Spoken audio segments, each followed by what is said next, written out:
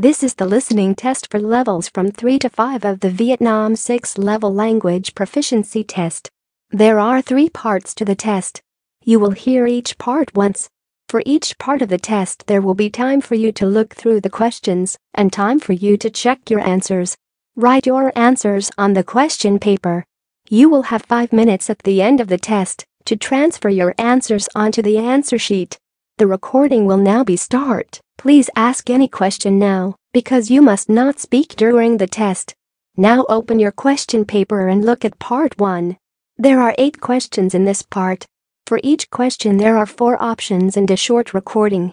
For each question, choose the correct answer A, B, C or D. You now have 45 seconds to look through the questions and the options in each question.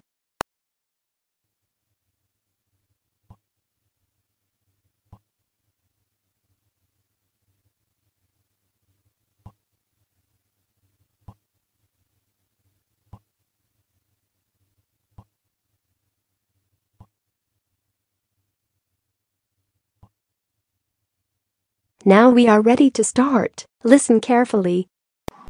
Look at question 1.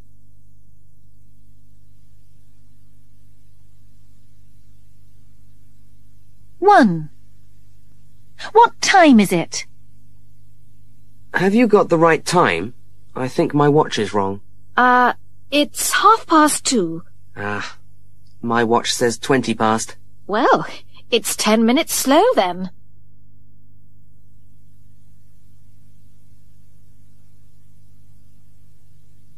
2. What's Michelle going to read? Can I read your newspaper, Michelle? Didn't you bring a book with you? Yes, but it's not very interesting. Oh, here you are. I'll read this letter from John.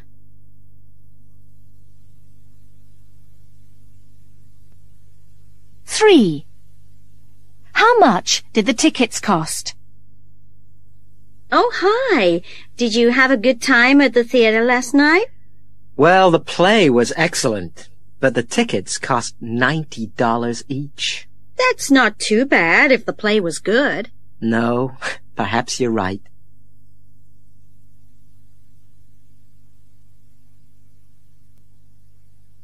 4. What is the man going to buy? Is everything ready for the holiday? I'm just going shopping. I must get those pills I take when I feel travel sick. Do we need anything else at the chemist's? We forgot the toothpaste last time. I've got that. I haven't got any sunglasses, but I can borrow yours, can't I?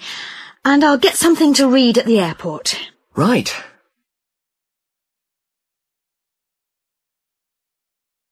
5. Which dress is Kate talking about? Oh, Mum, this dress is still dirty. It can't be, Kate. I've only just washed it. Well, it is. The mark on the collar has gone, but there's still a small one here. Look, it's at the front just below the button. It's where I spilt some Coke last week.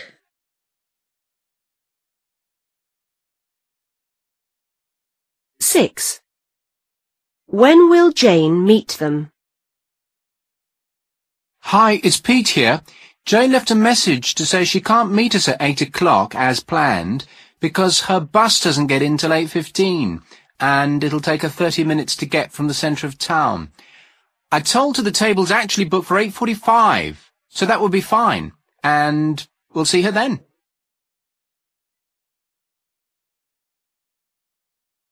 7. Which morning activity is for beginners? At 10 a.m. tomorrow morning there will be swimming lessons at both intermediate and beginner level. Then there will be volleyball practice at 11:30 for all those of you who are already in one of the teams. Also in the morning, for those of you who already know how to sail, there's a chance to do some practice on your own. There will be lessons in both sailing and windsurfing for beginners after lunch. 8. Which painting does the woman decide to buy? They're all nice, but you see a lot of flowers everywhere these days, don't you? So that wouldn't be my choice. The same goes for animals, actually, although I do quite like the one of the horses. So it looks like it'll have to be the one with the boat. It will be a change from that bowl of fruit I've had on the wall all these years, anyway.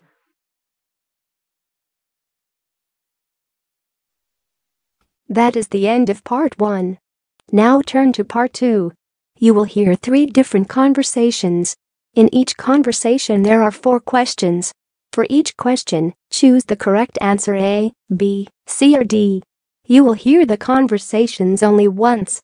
Now open your question paper and look at the conversation 1. You now have 25 seconds to look through the questions and the options in each question.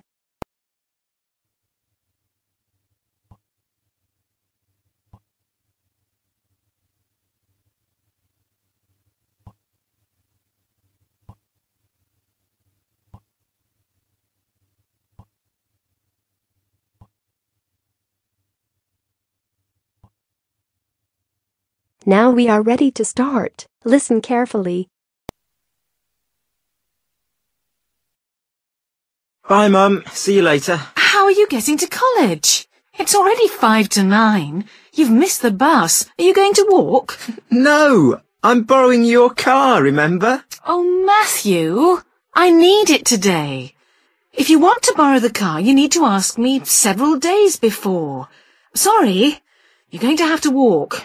It just isn't convenient today. But I did ask you. We talked about it last week, don't you remember? I've promised to help Alan move all his books and things after my lecture today. He's moving to a new flat and his car's broken down. I've got to help him move his things. He can't stay in the old flat after today. I promised him. All right, all right. Of course you must keep your promise. I remember now, you did tell me, but I thought you said next Wednesday. You said the 9th, and that's next week when I'm in Birmingham for a meeting, so I shan't need the car. I didn't ask for it next Wednesday. I've got an exam next Wednesday. I can't help Alan when I'm doing an exam, can I? No, I suppose not. Well, I expect you're right. I didn't write it down, so it's my fault. Next time, we must both write it down and make sure we write down the same date. OK. So, can I have it today? I need to go or I'll miss my lecture. Well, what am I supposed to do? I need to be at work in half an hour. Well, I'll give you a lift there on my way to college. How about that? I suppose I haven't got much choice. Come on, then. Now open your questions paper and look at conversation 2. You now have 25 seconds to look through the questions and the options in each question.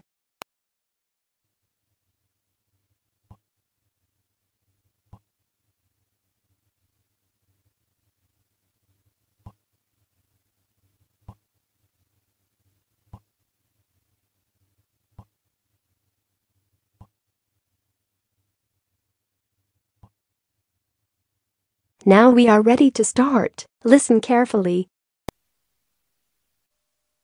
OK, now we come to our regular spot on extreme sports. And this week, our fearless reporter, Tom Walker, has been trying out something called indoor skydiving. And he's with me now. Tom, what's this all about? Well, it's the same as skydiving. Jumping from an aeroplane and free-falling through the air without opening your parachute for some time. Except that you do it in an indoor wind tunnel.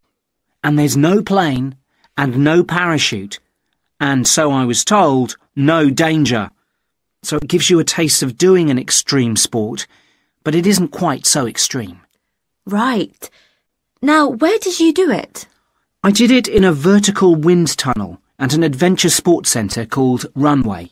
What exactly is a vertical wind tunnel? Well, it's a tunnel that gets filled with air. The air is provided by 4 enormous industrial fans, of a kind that usually provide air for underground systems.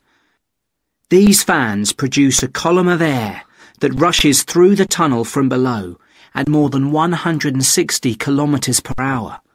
When you're in the tunnel, you float on this air. The machine has been described as being like an enormous hairdryer. It allows you to fly as if you had fallen from a plane, but you are only 2 meters off the ground.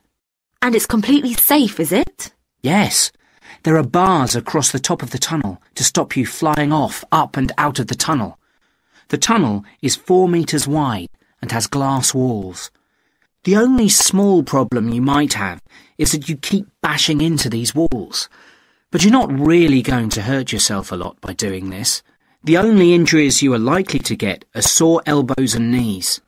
In fact, it's so safe that the centre is open to anyone over the age of 4. In America, where the idea was invented by the military in 1994, pensioners in their 80s regularly have a go.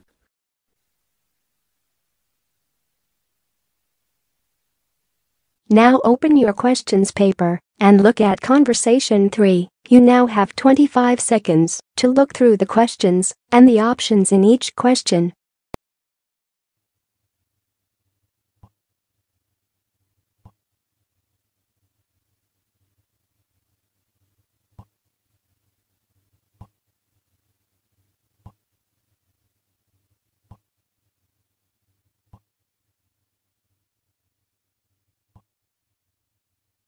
Now we are ready to start. Listen carefully.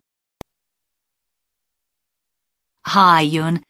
As you know, I've asked you here today to discuss the future of our self-access centre. We have to decide what we want to do about this very important resource for our English language students. So, can you tell me what the students think about this? Well, from the students' point of view, we would like to keep it. The majority of students say that they enjoy using it because it provides a variation on the classroom routine, and they see it as a pretty major component of their course. But we would like to see some improvements to the equipment, particularly the computers. There aren't enough for one each at the moment, and we always have to share. Well, yes, the teachers agree that it is a very valuable resource, but one thing we have noticed is that a lot of the students are using it to check their personal emails.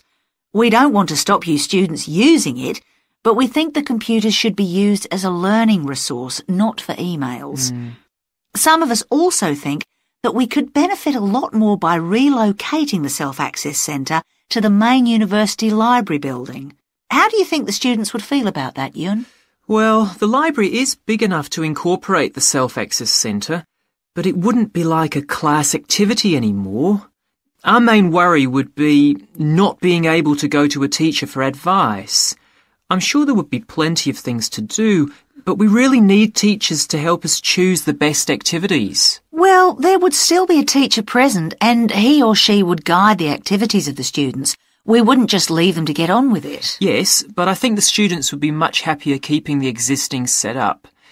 They really like going to the Self-Access Centre with their teacher and staying together as a group to do activities. If we could just improve the resources and facilities, I think it would be fine.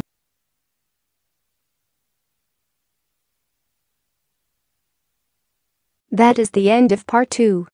Now turn to part 3. You will hear 3 different talks or lectures. In each talk or lecture there are 5 questions. For each question, choose the correct answer A, B, C or D. You will hear the talks or lectures only once. Now open your questions paper and look at talk or lecture 1. You now have 35 seconds to look through the questions and the options in each question.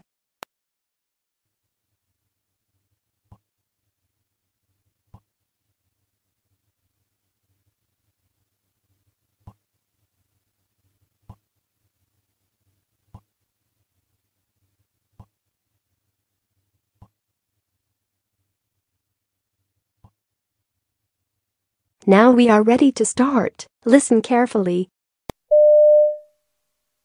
Dolls have always fascinated me, and that's why, 5 years ago, I was delighted to be offered the job of running a doll museum.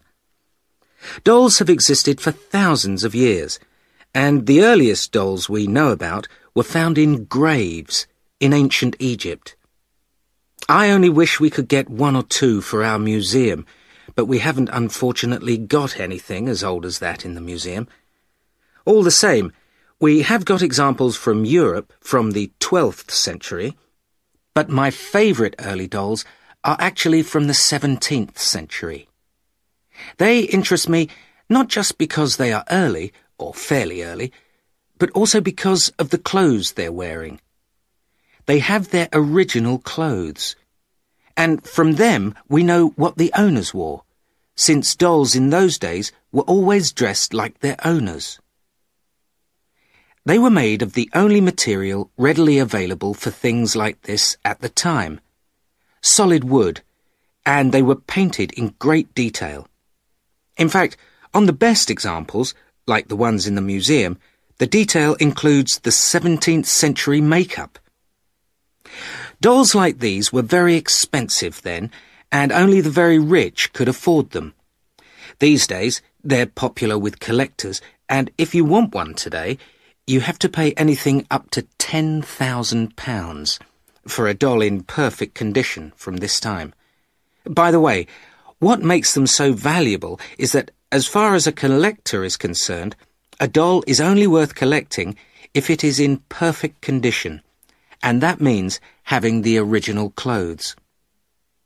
Doll collecting has become very fashionable since the museum opened, with people interested in dolls from every period, including later dolls. There's great interest in 19th century examples, when dolls were no longer made of wood, but began to have soft bodies and real hair. They were very delicate, and few have survived, meaning such a doll would be worth about £2,000, perhaps a bit more. Later, in the 19th century, you could often take off the doll's hair. If you can often see the maker's name underneath, and of course, the right one increases a doll's value. There was a really big change in dolls at the beginning of the 20th century. In the museum, we have one of the earliest examples, from about 1909, of a doll that's a model of a baby. Previously, all dolls, the earlier ones, were little adults. Now open your question paper and look at Talk or Lecture 2. You now have 35 seconds to look through the questions and the options in each question.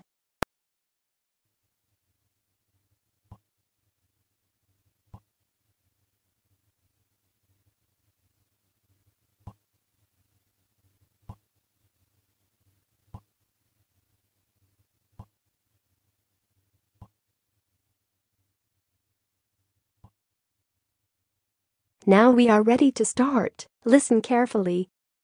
Hello, I'm Stephen Mills. I will travel with you on the Tiger Tour to India, but I'm not your tour guide. I work as an artist, and I'm going to take some photographs of tigers so that I can use them when I paint some pictures later. An expert guide will join the group when we arrive in India, but I'm leading the group until then. We leave London on the 6th of November, arriving in India the following day. It's a good time of year to visit the wildlife park where the tigers live. The rainy season finishes in October, and later in the year the park gets more crowded and the tigers become shy. We'll spend 10 days in the wildlife park. There are 20 other types of animal and 300 types of bird to see, as well as tigers. There are 18 of us all together, and everything is organised for our comfort by the tour company. For example, although we're in the jungle, we won't have to sleep in tents. The hotels where we'll stay are all very comfortable. To be sure of seeing tigers, we'll stay in 2 different parts of the wildlife park. We'll spend 3 days in the north, where we'll travel around in an open truck, and the rest of the time in the south, where we'll travel around on elephants. That should be fun. On the way back to London, we have dinner and 1 night's bed and breakfast in the Indian capital, Delhi. There you can either go sightseeing or go shopping, whichever you prefer. But please note that lunch is not provided on our day of departure, as the plane leaves at 2 in the afternoon. Now, if there are any questions, I'd like you... Now open your question paper and look at Talk or Lecture 3. You now have 35 seconds to look through the questions and the options in each question.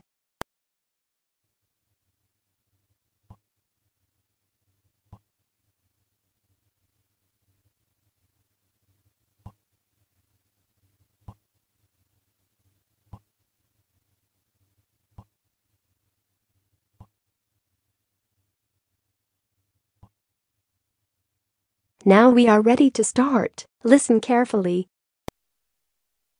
For the second in our series about locally run businesses, we meet Simon Winridge, co-founder of the hugely successful Winridge Forest Railway Park.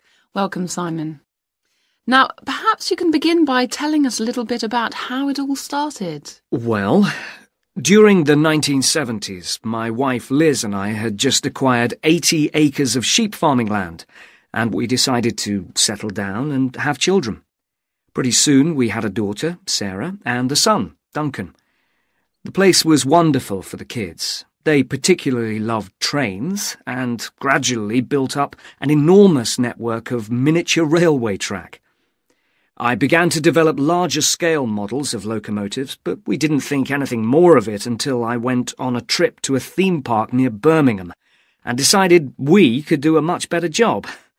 So we set up a small one ourselves, based on the miniature railway, and we opened to the public for just a month that year, 1984, in July, our driest month, because our children said they didn't want our guests to have a miserable wet visit.